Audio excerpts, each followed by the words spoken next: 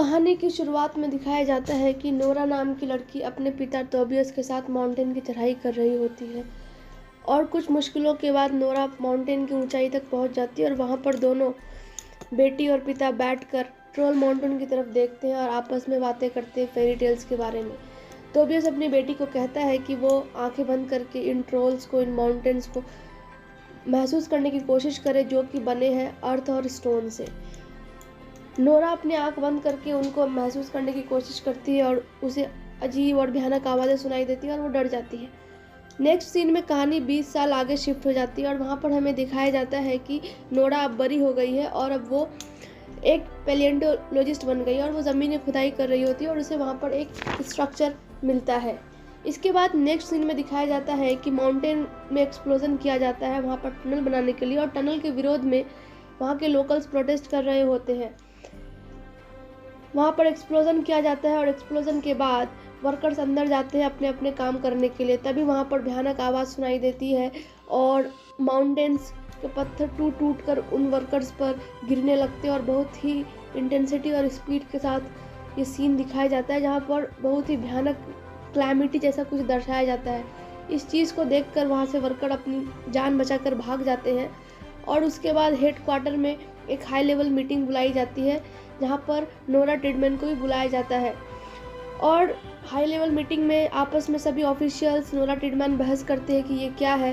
तो कोई natural calamity की थ्योरी की बात करता है या फिर अलग अलग अपने अपने थ्योरीज देता है, लेकिन तभी उनको वहाँ पर फुटेज में दिखाई देता है कि एक बहुत ही विशाल फुटप्रिंट है और वो ये समझ नहीं पाते हैं कि ये कुछ दूरी तक ये फुटप्रिंट दिखाई देते हैं और उसके बाद ये फुटप्रिंट गायब से हो जाते हैं। उसी समय एक सीन दिखाया जाता है लसाजा में कि माउंटेन की रोर की आवाज़ सुनाई देती है और वहाँ पर बैठे पति पत्नी वो लोग डर जाते हैं और अपनी जान बचाने के लिए बेसमेंट में छुप जाते हैं।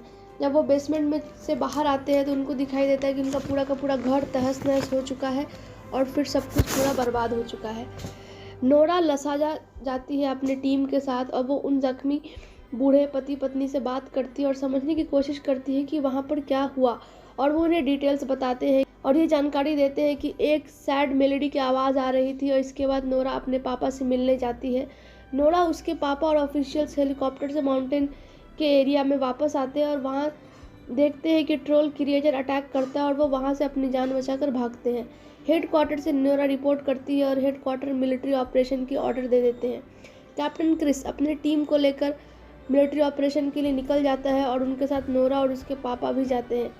मिलिट्री मैन ट्रोल पर अटैक कर देते हैं और ट्रोल को गुस्सा आता है और वो रिटेलिएट वापस अटैक करके करता है और इसी दौरान नोरा के पिता मारे जाते हैं। मरते मरते वो अपनी बेटी को रॉयल किंग पैलेस आखिरी शब्द बोल के जाते हैं। नोरा अपने पापा के बुक्स, नोट्स, फोटोज़ को देखती है और पाती है कि ट्रोल्स क्रिश्चियनाइजेशन और चर्च बेल के अगेंस्ट थे। वो प्लान लेकर हेडक्वार्टर पहुंचती है और ट्रोल्स को शांत करने का तरीका है उसके पास कि बेल रिंग लिया जाए और ट्रोल को कैप्चर करने में सफलता मिलेगी।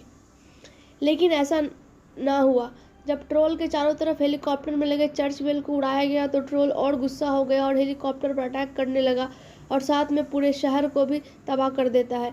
इसके बाद पूरे शहर में ट्रोल्स की न्यूज़ चलने लगती है और दूसरी तरफ हेड क्वार्टर ने नोरा को भी इस प्रोजेक्ट से निकाल दिया होता है। प्रेसिडेंट ओस्लो और पास के शहरों में स्टेट ऑफ इमरजेंसी डिक्लेयर कर देती है और साथ में शहर को मिलिट्री द्वारा इवैक्यूएट करती है और साथ में वो प्लान करती है कि वो मिसाइल का इस्तेमाल करेंगी ट्रोल को ख़त्म करने के लिए।